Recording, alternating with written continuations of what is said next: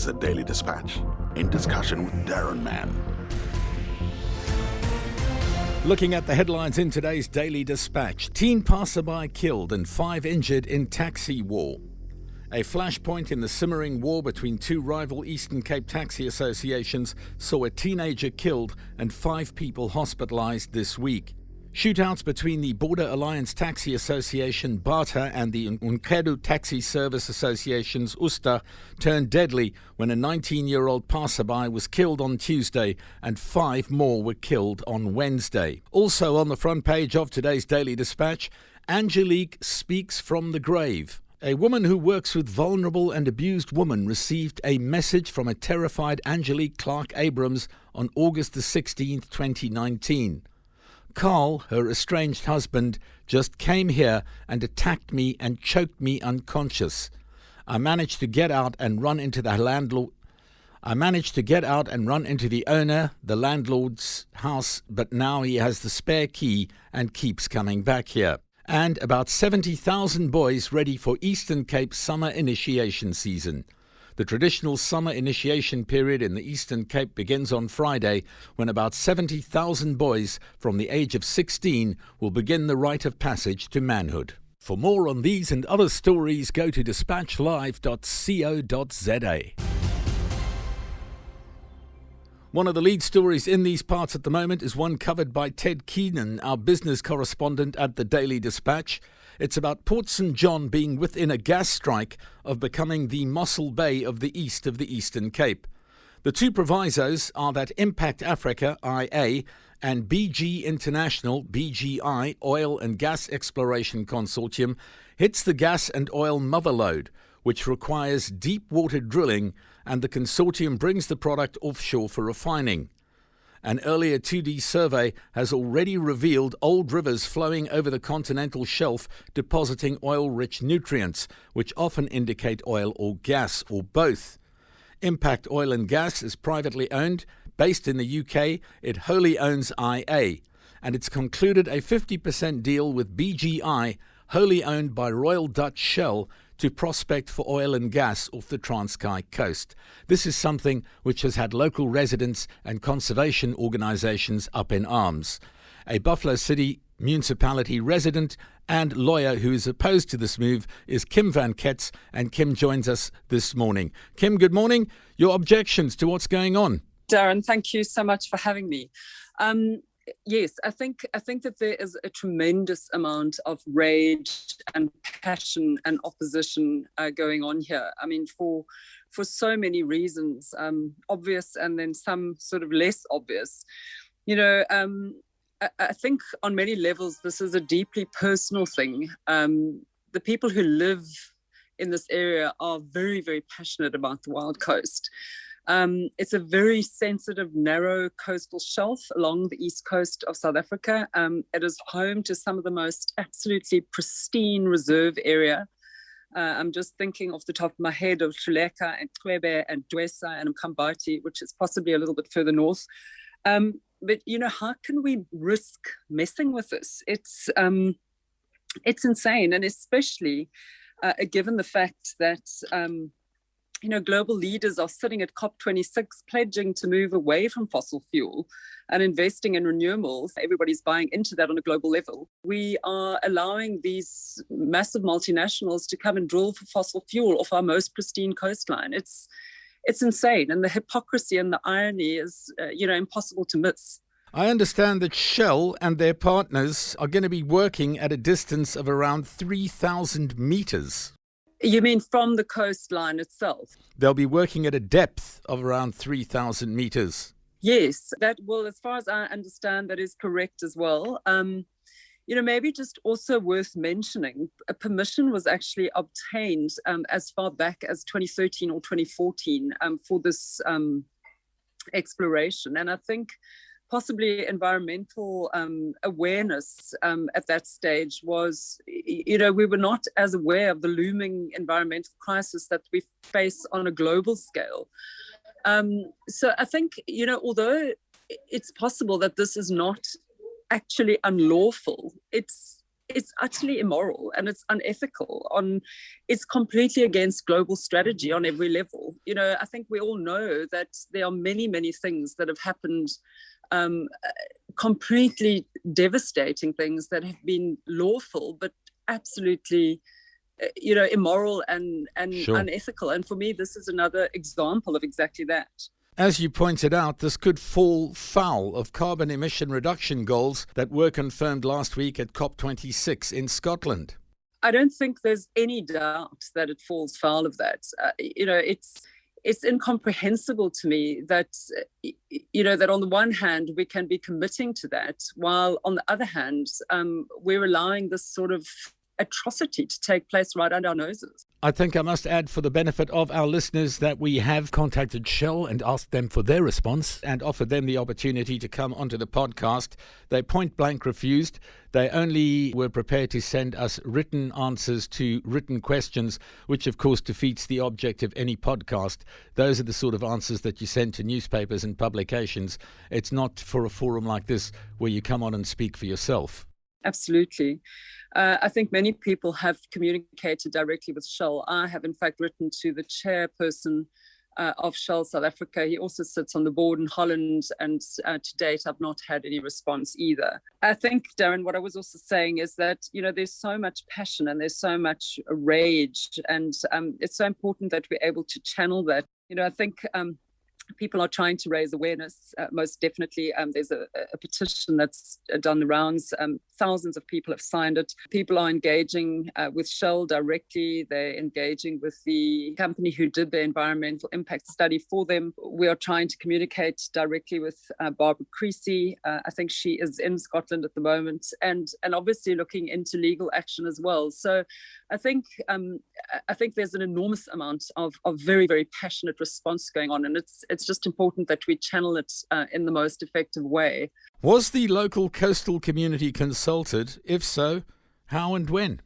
According to Shell's sort of PR standard stock response, they do list attempts apparently or notifying the community of their intentions and requesting input. But, somebody, for example, like Kevin Cole, who you may be familiar with, who is very, very involved in this sort of thing, says that he knew nothing about it. So, I certainly knew nothing about it. So although Shell is stating that there was an attempt to engage the community members are certainly not aware of that and don't feel that they have in any way been consulted or given an opportunity to do so.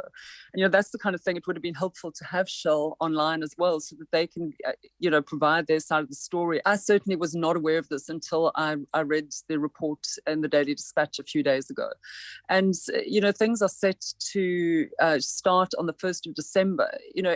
It's incomprehensible to me. Certainly, everybody that I have engaged with, nobody was aware that this was pending. Kim, give us an idea of the likely consequences for marine conservation were this to go ahead. Daron, that's certainly not my area of expertise, but certainly on a gut level, I just cannot imagine that we could tamper with such a sensitive marine environment. If you think about the annual sardine run, you think about how the wild coast ocean literally teems with life, with whales and dolphins and sharks. And, Shell is seeming to suggest that during the survey, the noise of the blasting will cause the bigger animals to move away. I don't know how a mollusk moves away. How does a mollusk move away? I mean, it's insane.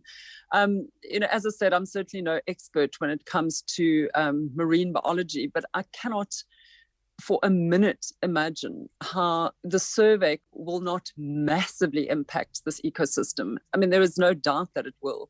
And even were it not to, I mean, the end goal is to set up massive offshore oil rigs. This is one of the most treacherous coasts in the world. I mean, we've lost so many ships over the decades on this coastline. Please don't tell me that an oil rig, which is the ultimate goal, would be secure. I mean, even aside from the massive damage that the placing of the oil rig and the removal of the natural resources would cause, imagine the devastation that would be caused. We're moving in the opposite direction of where we've committed to go, and it is utterly unacceptable on every level. Now, Kim, you've been approached by a group of ladies who are opposed to this particular movement by Shell, and they have some rather interesting and, shall we say, unusual protest methods that they're discussing. Well, obviously we want Shell to do the right thing. If they don't do the right thing, we'll most certainly take legal action. But in the event that none of this work, we are not going to take this sitting down. I'm part of a group of women. We call ourselves Wild Women on the Run. We've been running down the Wild Coast for a decade now, raising funds for various NPOs. We are deeply passionate about this coast, and the women are warriors. They are enraged by what is happening.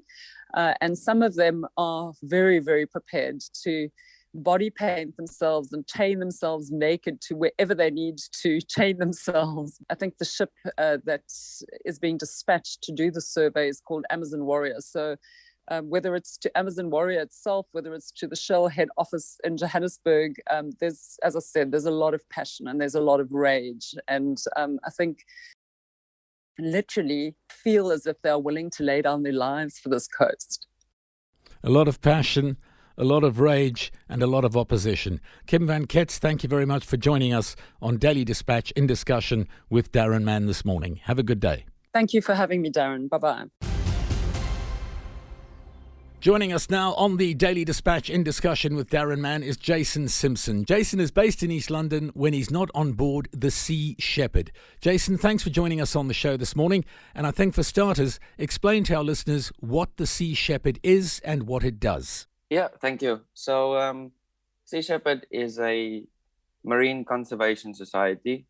At the moment, we spend most of our time in West Africa attacking illegal, unreported and unregulated fishing. And so most people will know Sea Shepard from the show on TV called Whale Wars.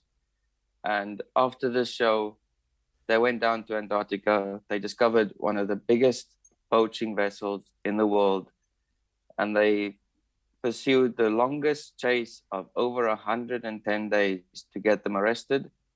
And they sailed up the west coast of Africa, where they sunk themselves. And from there on, we started collaborating with local governments along the west coast of Africa to show the world where their fish comes from, and to show the world that most of the fish are caught illegally. Now, Jason, moving from the west coast of Africa to the east coast of Africa, you will be aware that Shell, together with various associate companies, are planning gas exploration off the wild coast. There's going to be a lot of explosion. There's going to be a lot of industrial activity taking place. What is your position regarding this? So where we were in Gabon used to be a very big oil they used to have a very big oil reservoir, especially in Port Gentil, which is a town along the coast. And every time we go to dock there's about 4 or 5 leftover oil rigs from just the oil wells drying up or the industry taking a dip, and they just leave everything like it is. There's probably a handful of people on these 4. They just sit out there in the ocean. They don't do anything. And it's a hazard to a lot of people around there. There's explosion that's involved when it comes to this sort of exploration for gas. How does that affect marine life? Well, these explosions, they can be heard from over 3,000 kilometers away, which is a very, very long way, especially in the sea. And I like to use the reference where people say it's like shooting fish in a barrel. And with this, they're basically fishing with dynamite, because in Richards Bay, they did the same. And there were a lot of whales that washed up dead. And that's just the big fish that can be washed out. No one knows what happens to the corals and everything around that area. The explosions are very, very bad. Is this discussion taking place amongst the Sea Shepard folk? Are they likely to get involved in any opposition? Well, in Australia, the same thing happened when Equinor wanted to drill along the Great Australian Bight. And there was a lot of Sea Shepherd supporters who went out and protested against this. I have not heard from any of the boats that this discussion is happening, but I know that it is happening along the coast here from local onshore Sea Shepherd volunteers. Jason, we thank you very much for joining us. He's a member of Sea Shepard, a marine conservation vessel which sails the seas of the world. We appreciate your opinions, and we look forward to seeing a positive outcome when it comes to this proposed gas exploration off the wild coast. We must point out once again that we reached out more than once to Shell for their input on this podcast. They refused to join us. All they were willing to do was send answers, written answers to written questions, which of course is what you do with a newspaper and a publication. It's not the way that you deal with a podcast where live voices and live questions are answered in real time. So that's the Daily Dispatch in discussion with Daron Mann for today, Thursday, the 11th of November. Enter the Daily Dispatch Winner Car competition and you could drive away in the new 7-seater Suzuki Ertiga 1.5 GA. The competition closes on the 21st of November 2021 and an entry form is printed in the Daily Dispatch every day. The more you enter, the luckier you get.